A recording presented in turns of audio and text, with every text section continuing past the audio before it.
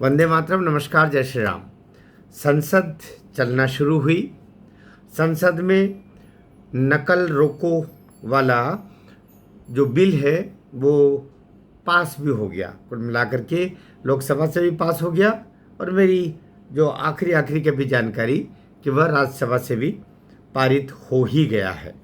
तो अब राष्ट्रपति जी के हस्ताक्षर के साथ में ये कानून का रूप लेगा। बड़ा चीज़ें, बड़ा परिवर्तन क्या हुआ 2024 में भी था। और याद रखिएगा, मोदी सरकार ने ही पहली बार नकल विरोधी या कि पेपर लीक विरोधी ये कानून 2024 में लेके आए। तो उससे पहले कोई कानून अलग से नकल वकल को लेकर के था ही नहीं।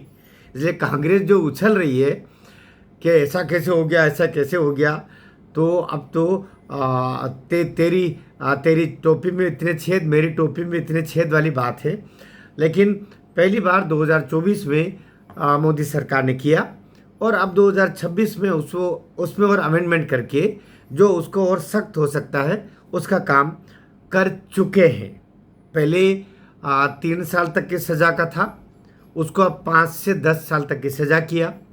पहले जो जुर्माना प्लस था, लेकिन कितना होगा तय नहीं था, अब 50 लाख जुर्माना उसमें तय कर दिया। अगर वो संगठित रूप से हुआ है अपराध तो फिर जुर्माना 1 करोड़ तक का, सज़ा 10 साल तक की। ऐसे सारे कठोर प्रावधान। साथ ही पहले कितने समय तक चलेगा केस कोई तय नहीं था क्योंकि सामान्य कोर्ट में थे। अब स्पेशल कोर्ट रहेंगी, फास्ट ट्रैक कोर्ट रहेंगे और 2 महीने में जांच, 3 महीने में ट्रायल पूरा होना, अर्थात 3 महीने बाद उसका फैसला होना। कुल मिला के 5 महीने में फैसला आएगा।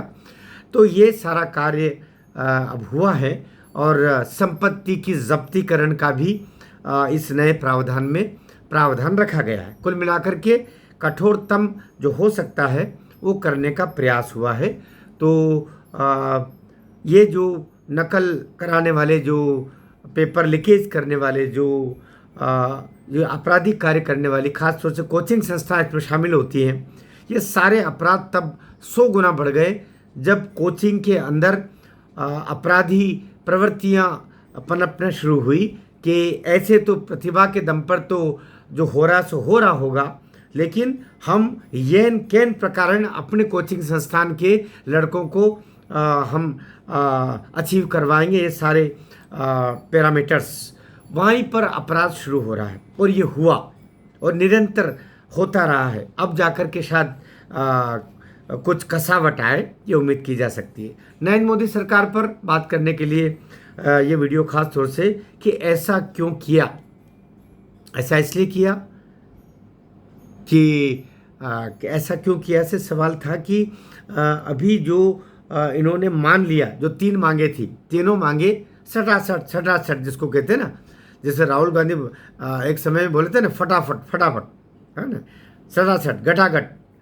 तो वो जो 3 मांगे थी, तीनों मांगे, अर्थात वो 1-1 करोड़ रुपया उनको जिनकी आत्महत्याएं हुई उनको देंगे, उन पर कोई आपराधिक जो FIR वगैरह जो जितने हुई है उनको वापस करेंगे, और साथ ही धर्मेंद्र प्रधान का इस्तीफा। तो तीनों मांगे सरकार ने मान ली। धर्मेंद्र प्रधान का इस्तीफा, उन्होंने कहा ये पहली बात है, इसके बगैर तो हम ये ख़त्म ही नहीं करेंगे। धर्मेंद्र प्रधान का इस्तीफा हो गया। फिर इसके बाद में मामला गया कोर्ट, क्योंकि एक चीज़ ये भूले, चूँकि मैं विधि का विद्यार्थी भी हूँ, कि एक चीज़ भूले, क्रिमिनल केसेस, अगर क्रिमिनल केसेस हो चुका है और वो FIR हुई है, तो FIR अगर कोई रद्द कराने के लिए जाता है तो शासन पक्ष फिर अलग हो जाता है। शासन उसको रद्द भी कराना चाहे क्रिमिनल केसेस में जो FIR हुई है, तो शासन के उस निर्णय को भी चुनौती दी जा सकती है। इसे उत्तर प्रदेश में हुआ है। पहले अखिलेश यादव की सरकार आई तो जितने भी आपराधिक प्रकरण थे, हत्याओं के और न जाने कौन कौन से आपराधिक प्रकरण थे, वो सैकड़ों की संख्या में थे। पूरे उत्तर प्रदेश से उनको विड्रॉ करने के लिए फरमान जारी हुआ था गृह मंत्रालय उत्तर प्रदेश के द्वारा। लेकिन फिर उनको चुनौती दी गई और वो सारे वापस वो केसेस को ओपन हुए। और वो फिर से ट्रायल पे चले गए।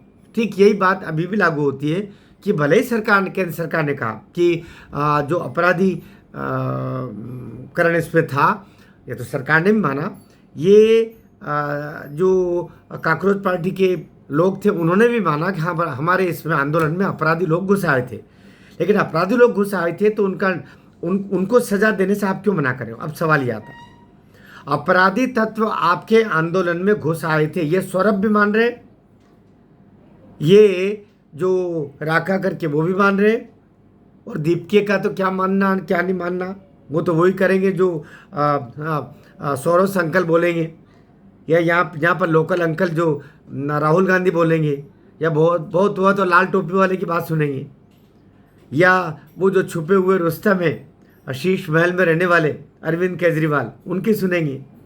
उनको तो ना जनता से कोई लेना, और जो पैकेज है वो तो मिल ही चुका है। बहरहाल हम उसमें नहीं जा रहे, उसकी तहकीकात भी चल रही है, वो जब करेंगे तब एक वीडियो अलग आपसे दूंगा, बहुत बहुत खोज परख वाला वो वीडियो होगा।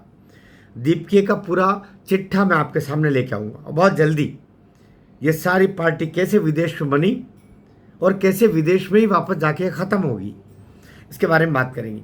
तो अभी मोदी सरकार ने जो निर्णय लिया, ये निर्णय मैं फिर कह रहा हूँ, दोनों पक्ष का ये ट्रायल था, और ट्रायल में ये सेमीफाइनल था, फाइनल बचा है, और फाइनल बहुत जल्दी आएगा। दोनों पक्षों ने तैयारियां शुरू कर दी है, ये भारत सरकार ने भी शुरू कर दिए, कुछ अंधेरे में ये भी थे, छात्र आ रहे हैं छात्र आ रहे हैं, लेकिन छात्र तो उसमें कहाँ थे, 10% भी छात्र नहीं थे, जो थे वो JNU के डबली वाले थे, वामपंथी ड्रगिस्ट, ड्रग लेकर के और नशे में मगन रहने वाले लड़के लड़कियां, या किसी मूवमेंट से जो 9 करोड़ 60 लाख रुपए विदेश से आए, वो इंजॉय कर रहे थे उस पैसे का, या कि जस्टिफाई कर रहे थे उस पैसे का। इसलिए अभी केंद्र सरकार ने जो किया, मोदी सरकार ने जो किया, वो भी ठीक है। आलोचना हो रही है कि उनको नहीं करना चाहिए था, लेकिन शायद मोदी सरकार कितना कोई गिर सकता है इसका आकलन करने में चूके आप, और कितना कोई गिर सकता है इसका अंदाजा लगाने में ये CJP वाले भी चुके, दोनों पक्ष चुके, क्योंकि दोनों ही पक्ष आए थे तैयारियों के साथ, कुछ गर्दनों के साथ थे, कुछ आरियों के साथ। फिर मैं वही बात बोलूँगा। तो मोदी ने 2 कदम पीछे जा करके अब 30 कदम आगे जाने का ठान लिया। गृह मंत्रालय ने तैयारियां शुरू कर दी है, सुप्रीम कोर्ट तक मामला गया है। सुप्रीम कोर्ट ने कहा है कि जो अपराधी उनको क्यों छोड़ेंगे भाई, अपराधी वहां क्या करने आए थे। तो न तो सौरभ दास जैसा बोल रहे हैं कि अरे भाई हमको तो सुप्रीम कोर्ट जो हमारे पक्ष की बातें होंगी वो तो मानेंगे, लेकिन जो हमारे पक्ष की नहीं होगी हम नहीं मानेंगे। हम सीधा कह रहे हैं कि सारे केसेस वापस हो, सारी FIR रद्द हो, जितने भी पकड़े गए सब छोड़ दिए जाए। क्यों छोड़ दिए जाए? जो इसमें मर्डरर, हत्यारे, लूट वाले, दंगाई अंदर आए थे, उनको क्यों छोड़ेगी सरकार और क्यों छोड़ेगा सुप्रीम कोर्ट? और तुम होते कौन हुए सुप्रीम कोर्ट को कहने वाले कि उनको छोड़ना पड़ेगा? मैं मोदी सरकार से भी अब अपेक्षा करता हूं, धर दबोचिए, ये इस लायक नहीं है। स्वतंत्रता वहीं तक दी जानी चाहिए जहां तक स्वतंत्रता दी जानी उचित होती है। जब स्वतंत्रता दूसरे की स्वतंत्रता पे बाधक बनने लगे, वहीं प्रश्न चिन्ह लगता है, वहीं पर उसकी रुकावट शुरू हो जाती है। कानून आपको अभिव्यक्ति की स्वतंत्रता भी देता है, लेकिन दूसरे की अभिव्यक्ति और दूसरे के जो मौलिक अधिकार हैं उनका हनन आप करें, दूसरे का अपमान आप करें, यह अधिकार आपको नहीं दिया जाता है। राष्ट्र की जो संपदा नष्ट की है उसका हर्जाना वसूल बिल्कुल होगा। किसी का आपने अपमान किया, प्रधानमंत्री का अपमान किया, प्रधानमंत्री की माँ बहन को गालियां दी, उनका तो होगा। वीडियो ठीक लगाओ, शेयर कीजिएगा। भारत माता की जय।